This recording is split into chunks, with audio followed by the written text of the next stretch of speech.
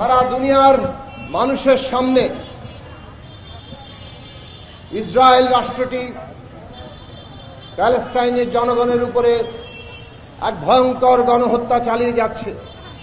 ইতিমধ্যে 50,000 মানুষকে তারা হত্যা করেছে, যার মধ্যে হাজার হাজার শিশু রয়েছে। এমনকি গতকালও আজকেও সেইখানে শিশুদের হত্যা করা হচ্ছে, মানুষদের হত্যা করা হচ্ছে। প্যালেস্টাইনে খাদ্যের ভয়াবহ সংকট তৈরি হয়েছে, হাসপাতালগুলো বোমা মেরে উড়িয়ে দেওয়া হয়েছে, সেখানে আহতরা চিকিৎসা পাচ্ছে না। এক ভয়ঙ্কর নারকীয়তা এই দুনিয়াতে আজকে তৈরি করা হয়েছে। ইসরায়েল রাষ্ট্র, তার শাসকেরা, এই নেতানিয়াহু সরকার যে জায়নবাদী মতাদর্শে পরিচালিত, একটা ভয়ঙ্কর মতাদর্শ। তারা বলে তারা হচ্ছে সৃষ্টিকর্তার চোজেন, মানে তাদের বাছাইকৃত।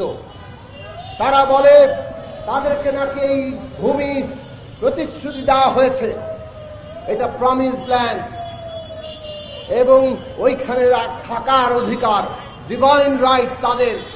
এবং সে কারণে তারা যে কাউকে হত্যা করতে পারে, দখল করতে পারে।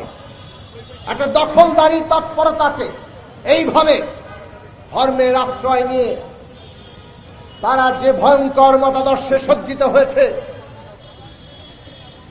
এবং বছরের পর বছর ধরে যে ভয়াবহ গণহত্যা চালিয়ে যাচ্ছে দুনিয়ার চোখের সামনে। যুক্তরাষ্ট্রের রাষ্ট্রপতিরা আসেন, চলে যান, কিন্তু ইসরায়েল কর্তৃক এই গণহত্যা, দখলদারিত্ব বন্ধ হয় না। কাঁটাতারের বেড়া কেবল আরো নতুন নতুন জায়গা দখল করে।